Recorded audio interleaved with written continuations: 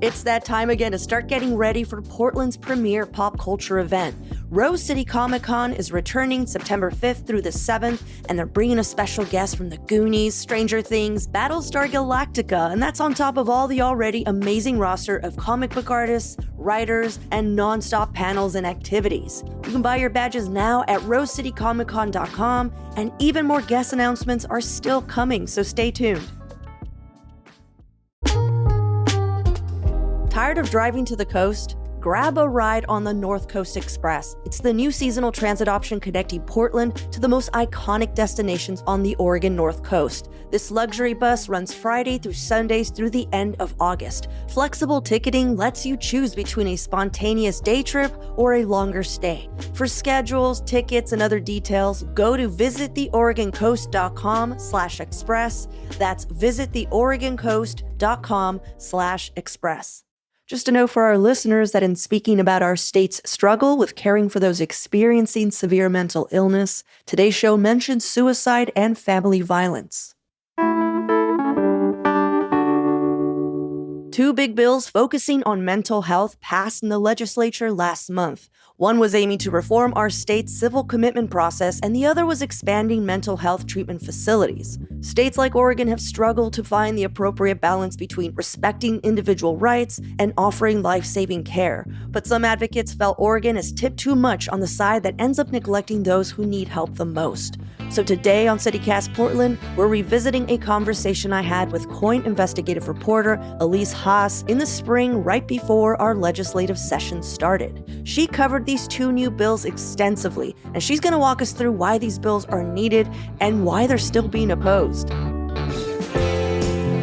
It's Monday, July 28th. I'm Claudia Meza, and this is what Portland's talking about.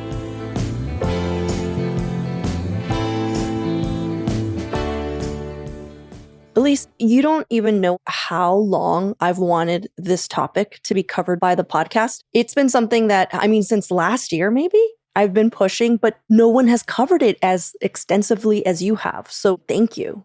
No, yeah, certainly. I started getting really interested in it in 2022 after I met some mothers who, lost their children because I couldn't get them the treatment that they needed, whether they lost them to the streets or lost them to the criminal justice system in jail, etc. When you start to hear these personal stories and you start to wonder, why is this happening? How is it happening? Then, yeah, I totally understand why you're interested in it, too, because it touches everybody. We see it out on the streets. Everybody probably knows somebody who has a family member or a loved one with mental illness. Yeah, and I'm just going to be very candid. My brother is schizophrenic, and he also suffers from anosognosia, which I've never heard of, by the way. I've never heard this term. Could you explain what that term is? Absolutely. So anosognosia is something that I brought up in one of my most recent articles. And it is actually when somebody has the inability to recognize their own mental illness. And so naturally, if somebody doesn't think that they are sick, then they are very unlikely to volunteer to get mental health treatment. And that can pose a lot of problems with trying to get healthy again. So anosognosia is very common in some of the peer-reviewed research that I've read, very common in people who are on the schizophrenic spectrum, who are currently in a state of psychosis, but also it can affect some people who are on the bipolar spectrum as well. Yeah, and I think a lot of people don't understand how hard it is for families with schizophrenic loved ones. You can't force them to take their medication. Correct. And you also can't make them feel like you're trying to force them because things could get violent. And I don't think many people quite understand this. Like they're just seeing it in a civil liberties kind of way, but it's just no, this is life and death in so many ways, But I know we're going to get into all this. I just wanted to give that disclaimer at the top. So when someone is listening, they kind of just know where I'm personally coming from. But I know that you've been looking at this through the lens of two bills. And I'm curious if Oregon is unique to other states in that we have stricter laws and stipulations surrounding involuntary commitment. And I ask because of these two bills, because from what I gathered in your article, it appears that it's pretty difficult for family members of someone experiencing psychosis to get any kind of substantive or even long-term medical care, even if this person is a clear danger to themselves or others. Yeah, so at this point, it is very difficult to get somebody involuntary civilly committed or involuntary mental health care treatment in Oregon, and you have to be about to kill yourself or somebody else. So you're right in that regard. So where does Oregon stand in regards to how it compares to other states and its level of strictness? It's a great question. It's not necessarily one that's easy to answer, but I'm going to be as transparent as possible when I speak about it. So Disability Rights Oregon, I've spoken to them about this issue at length. Clearly, they're a nonprofit that advocates for people with disabilities. Their attorneys have looked at all of the language across all 50 states, and they have found that Oregon is far from the strictest, that we're somewhere in the middle. However, as a journalist, I will say that I have not been able to independently verify that information with my own attorneys or anything like that. But for the purposes of this conversation, I do think that it's a good starting point to go with Disability Rights Oregon's findings. Also, I do have a spreadsheet with all 50 states and lists all of the criteria that each state has to get somebody into mental health care treatment. And I'm a layperson, I'm a journalist, I'm not an attorney, but I can look at this text, right, and see some clear differences. So Oregon's is like a sentence or two and says, you know, you need to be a danger to yourself and others and unable to meet basic needs. But then if I compare it to something like Utah or Pennsylvania, they'll have like a page long that is very explicitly defining the risks like suicide, serious bodily harm, harmful sexual conduct, severe mental and emotional distress leading to functional decline. They will then list actual criteria for not being able to meet basic needs, saying like food, shelter, clothing. And so that's the type of language that exists in other states that makes it less vague. So here's the thing. Let's just go ahead and say that Disability Rights Oregon's, attorneys are correct, and that Oregon is just somewhere in the middle based off of the language that we currently have. But the courts over the years have done all of these rulings that set a precedent. Now the bar is so high that, like I said, you have to be about to kill yourself or kill somebody else in order to be civilly committed here in this state. Mix in another problem. Oregon, as we've long reported on, ranks near the bottom in access to mental health care. In 2022, when I first started reporting on this, Oregon ranked 49th. In 2024, Oregon's now 47th. So that combination really leads to these tragic cases where families can't get loved ones civilly committed or involuntary mental health treatment or just proper treatment in general. Yeah. And I was reading through your article. You gave a couple of examples of people's personal stories.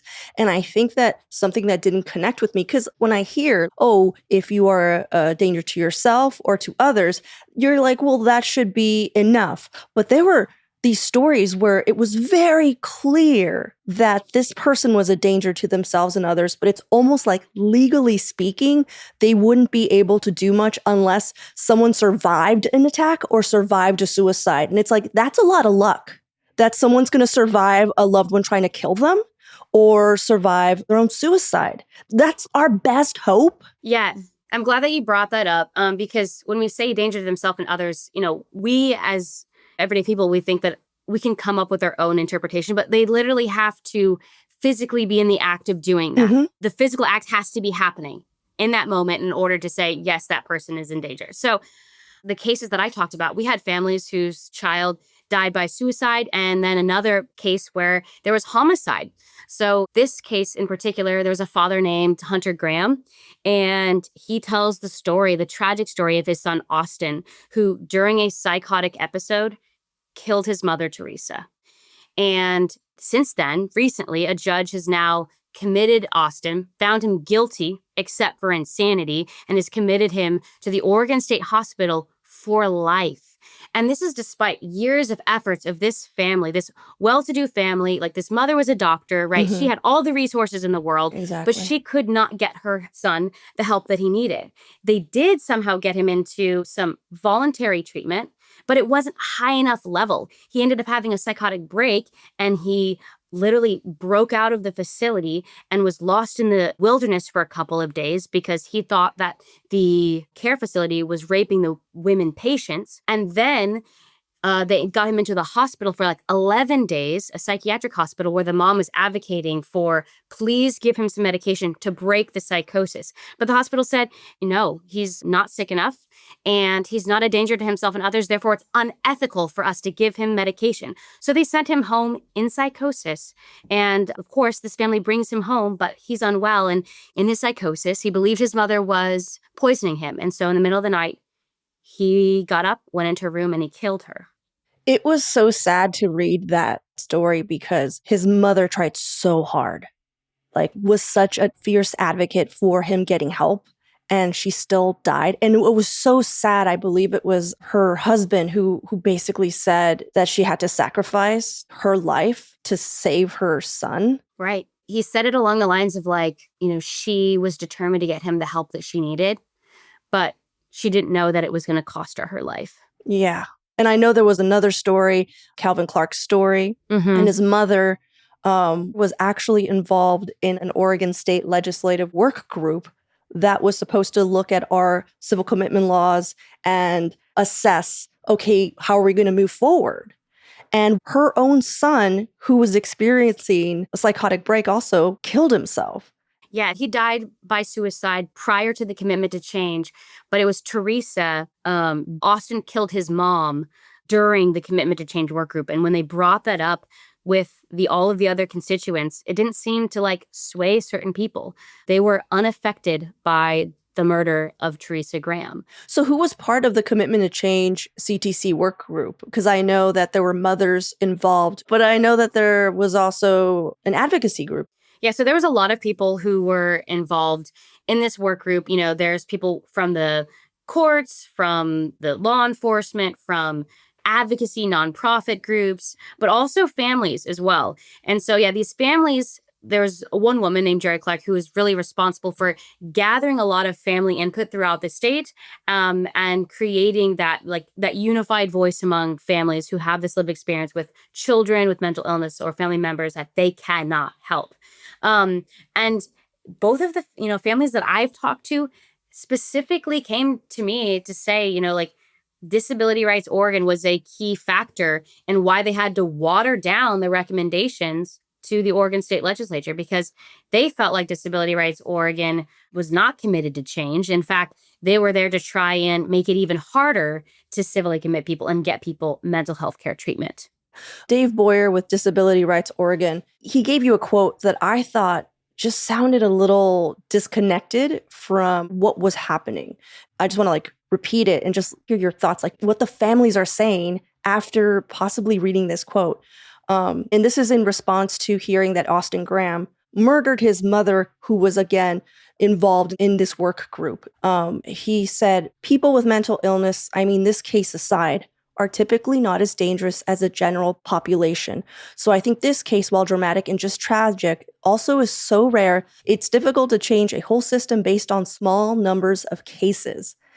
And it felt a little, what's the word? Dismissive? I think that those two words are the exact words that the parents used with me. They say that there's a disconnect and they are dismissing the reality of these family situations. Yeah. I'm just wondering, what was the point of Commitment to Change work group? What did they end up changing? So they don't change anything, but they did put forward dozens and dozens of recommendations, making it more clear where these families are hitting roadblocks. So they did do some, decent work, but the way the governor described it is that's table stakes. We're going to for sure clean up all of the recommendations from Commitment to Change. But Governor Kotek has even said she agrees that they did not go far enough. She's told me that that's why she does support, NAMI's bill to try and make it easier and more clear for how to civilly commit somebody. Yeah. Okay, well, let's take a quick break here. And when we come back, the two bills hoping to improve our state's mental health care.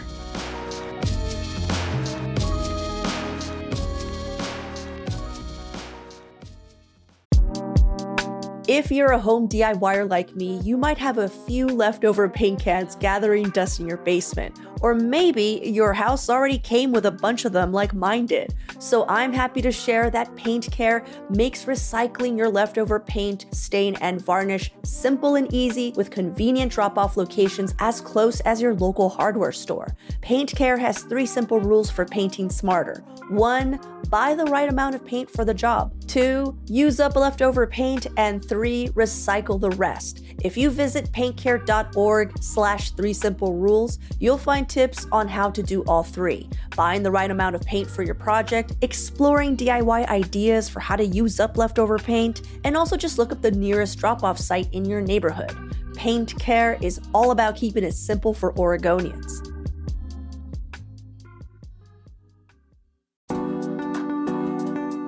Cathedral Park Co-Housing is creating a community of connection and belonging in North Portland. Their common spaces are designed for accessibility, helping create a multi-generational, mixed-income, and mixed-ability community that welcomes everyone. Plus, their land is walking distance or a very short drive to many amenities, including, in my opinion, one of the most beautiful parks in our city and plenty of nature trails. To learn more about Cathedral Park Co-Housing and see if it might be a right fit for you or a loved one, go to cathedralparkcohousing.com/events. That's cathedralparkcohousing.com/events and sign up for a virtual information session or just call Alicia at 503-319-5003. Act soon because they are close to breaking ground and homes are selling fast. So walk us through the proposed bills. Like, what do they entail and who is behind them? Yeah, so the National Alliance for Mental Illness, Oregon, is the one who has put forward these bills. They are another advocacy group that help advocate for people and families who are affected by mental illness. So they have House Bill 2467 and Senate Bill 171. Here's kind of like an explainer of what these do in conjunction with one another. Oregon's law, like I've said, uses really vague terms like danger to self and danger to others. And then that leaves, when you don't say anything else, it leaves it up to the courts to interpret it. Mm-hmm. Over time, these rulings have really tightened and raised the bar for commitment criteria, which NAMI argues has worsened the mental health crisis.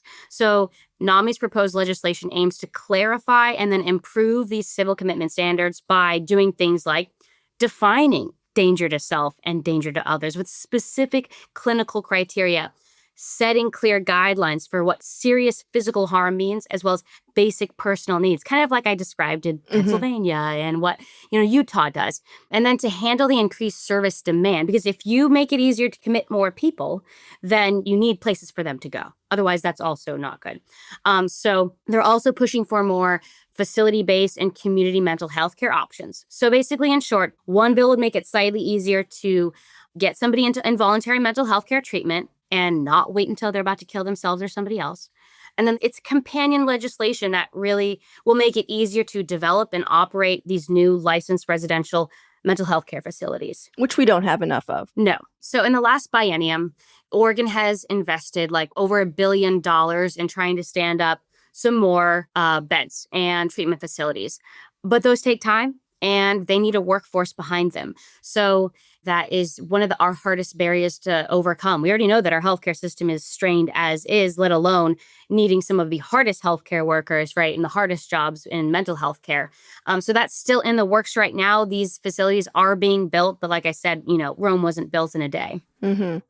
Do these bills have any kind of support among our state lawmakers? Because when I looked at them, usually it says sponsored by, and I didn't see not one name. And I wonder if people are concerned, because I think that a lot of people are seeing this as if you're for these bills, then you're against disability rights. That's a really interesting interpretation, and that might be the case. Because again, if you look online, I've gone online, there's no chief sponsors listed for this bill, which, typically there's a few people named. Mm-hmm. I will tell you that I've talked to Governor Kotek personally, and she has told me that she supports NAMI's bills. Unsurprisingly, there are, of course, people within our party that do too as well. Lisa Reynolds comes to mind. But then I also had the chance to talk to House Republican leader Christine Drazen, who also has an appetite to discuss and change civil commitment. She's also extremely outspoken about putting families' voices first. But I will say, like you said, this is not a slam dunk. This is an extremely controversial topic. Man. Well, Before we dive into what some advocacy groups against the bills are saying, is there clear data showing that these bills are needed? Because, I mean, right now, the stories that we heard were very personal. My feelings about it are very personal, but like, what does the data show? So one could argue, yes, there is data that shows this. So in 2023, Care Oregon and Health Share Oregon, which are basically like insurance companies, Mhm. they provide Medicaid to more than 1 million Oregonians. They did extensive research in 2023 to calculate the cost of untreated mental illness. Not surprisingly, it's exorbitant in terms of the cost of overwhelming emergency rooms, 911 first responders, public defenders, courts, jails, and then the fallout of property crimes and person crimes, right? That's kind of like all of the stuff that's permeating in society. So the cost of not having high-level mental health care facilities and community-based treatment is now well documented, especially in the Tri-County area. However, one can still argue that making it easier to force somebody into mental health treatment isn't the answer to the crisis. How so? Well, I mean, so for instance, Disability Rights Oregon is one who is outspokenly and has for a long time has said that they are against expanding civil commitment laws. And their main argument is that it is costly and an effective approach to addressing issues like chronic mental illness, homelessness, and addiction. They emphasize that civil commitment is the most expensive way to care for the fewest amount of people. Basically, they say that, you could care for 100 people in civil commitment where you could care for tens of thousands of people Mhm. in other ways who are, vulnerable in the community. They say that Oregon is spending approximately like $300,000 to forcibly commit one person for approximately 6 months. Mm. So instead, what Disability Rights Oregon is advocating for is to instead investing a lot of money in preventative solutions and community-based mental health care services to address the root causes of the illnesses so people never get to the point where they need to be forced into treatment. But I want to hear your butt. I want to hear your butt because I've got a butt oh my too. God. Well, but there is no amount of community care that would have, speaking from personal experience, saved my brother. That is something that you are born with, and it is a mental disorder. It doesn't come from your community not caring enough for you. And I just have to explain it that way because we had to look at it on so many levels. We've been dealing with my brother's health for 30 years. And there's just absolutely no way that any kind of art therapy or you know what I'm saying? That's not the way that works. It's like saying, sorry, it's like saying manic depression. It's like, if you can allow people to be depressed and how that works and your brain chemistry, then you have to also allow for schizophrenics to that's their brain chemistry, Sorry, Elise, go on. No, that is every time that I say, this is what Disability Rights Oregon says is the solution. So many families who have lived experience with this say exactly what you're saying, Claudia. They say, but my child is one of the most severely mentally ill individuals with anosognosia, meaning they don't even realize that they're sick. And the longer somebody stays in the state of psychosis and or in a schizophrenic state, it causes brain damage. Oh, man. You know what I mean? Yeah. So when mothers and fathers are asking, let's get my child some medication to break this cycle, that's why they're advocating for that, because they don't want them to get further damaged. And I have to attest to that because my brother at this point has tremors. He wasn't born with tremors. It's just that every time he has a schizophrenic episode, which lasts for weeks occasionally, and we can't reach him and we can't force someone to seek help unless you civilly commit them, which is what we're talking about. He comes back just a little worse. It's like, imagine you had a stroke. Like, that is kind of what's happening. And like, I've never thought about the words for it, but it's like, oh yeah, he comes back worse. And it's painful just to see, because literally what we're waiting at this point, we're waiting for him to die. That's what so many families tell me, that they know that their loved one will not be able to recover. And so they're just holding their breath. And it's because of all these well-meaning, compassionate laws that don't work for a specific group of people and that you have to allow for them to exist too. Mm-hmm. the opposite of what they're trying to do is happening. It's like, actually, you're really excluding a big chunk, and it's not one or two people. And here's the deal. There's so many more that's not getting reported because families, weirdly, they feel shame. It's like they're embarrassed because they can't get help. You feel like a failure. You're just like, I can't love someone hard enough to fix them. You feel like a failure as a family. I mean, it's incredible to me how all of these families don't know each other, but use the same words, have the same feelings and experiences with this kind of like loss, because your brother's still here, but I feel like you've already like grieved him in his life.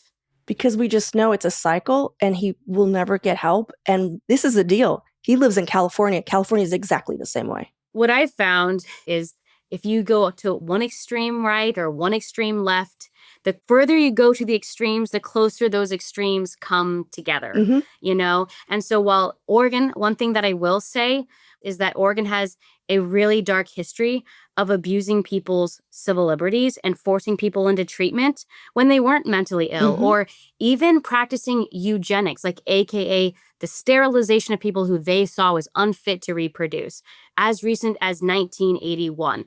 That is real. We have to acknowledge that. That is our dark history.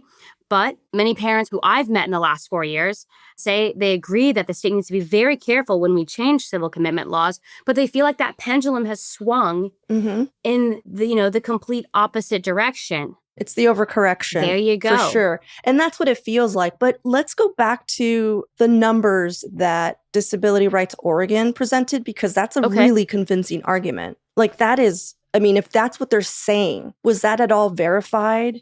Yeah, so I was able to go through some information from the CJC, and yes, the numbers that I put out in my article are cross-referenced and verified independently from Disability Rights Oregon. So it is no lie. Involuntary treatment is extremely, extremely expensive. NAMI Oregon will be the first to tell you, like, if we were to make it super easy to civilly commit anyone and everyone, that Oregon would go bankrupt, before you could bat an eye. But parents will argue that there's the hidden costs of like ERs, jails, courts, right? That we're not talking about here. But also, like, for instance, a mother was just recently awarded $4 million here in Oregon because her child was in the juvenile justice system asking and begging to go to the state hospital because they were experiencing hallucinations, and it's all well documented in court records, but they did not get that person the health care they need, and that child died by suicide. And so, again, that's another hidden cost of paying out families who have been mistreated. So in short, even if we don't civilly commit people, we are paying the price of untreated mental illness and all these different facets of our society. It's kind of interesting if you were to follow the care that someone is getting, someone with severe mental health disorders, because it doesn't end in the state they live in. Let's just put it that way. Yeah. We have gotten calls about my brother from Michigan just running naked on the freeway. We've gotten calls from him in Texas. And we're just like, how did he end up in Texas? That's unbelievable. So if you were to follow how much one single person is costing, like all of these states that they are having schizophrenic episodes in, I don't know. Like, I wonder if the numbers would line up or what's going on. But the truth is it's about the care, because I believe it was NAMI who basically stated, like, yeah, Disability Rights Oregon is right. Civil commitment is not the ultimate long-term solution. It's basically like, let's get them on a program, on a regimen to break the cycle. And literally to keep them away from having a criminal record. Like, if you really care about people and their future, you don't want them to have a criminal record. You don't want them mixed up, like you were saying, in juvie or in our state prisons. Like, that's when they're lost. Right. And so, like, parents are saying the pendulum has swung in the wrong direction to the point where we're now leaving mentally ill people to suffer on the streets, to die by suicide, or to murder their mothers. I mean, that's an extreme. But yes. That's an extreme. But Disability Rights Oregon clearly says that no one should ever be civilly committed. The reality is, Claudia, Oregon is civilly committing hundreds of people every single year to the state hospital, but they're only doing it after people have committed crimes in their mental illness. Currently 96% of the patients at the Oregon State Hospital are there because of criminal matters. It took them committing a crime to get mental health treatment. And so with these new bills, NAMI is just saying, let's get people mental health care that they need and keep them from that burden, like you mentioned, of a criminal record on top of their mental illness. Because clearly that's the last thing they need. Yeah. Well, Elise, thank you so much for taking the time to report on this. I mean, to be honest, this was one of the first few articles about this topic where I just was like, oh my God, finally somebody is talking about this in a way that holds more than just the argument of civil liberties. Yeah, one mother told me that, her son died by suicide. She's like, we're not leaving them in their freedom. We're abandoning them in their mental illness. And that's how she sees what's currently happening in our state. If you or anyone you know is struggling with thoughts of suicide, please call the Suicide and Crisis Lifeline at 988. There's help available 24 hours a day. And if you or a loved one is struggling with mental illness, NAMI Oregon's helpline is 503-230-8009.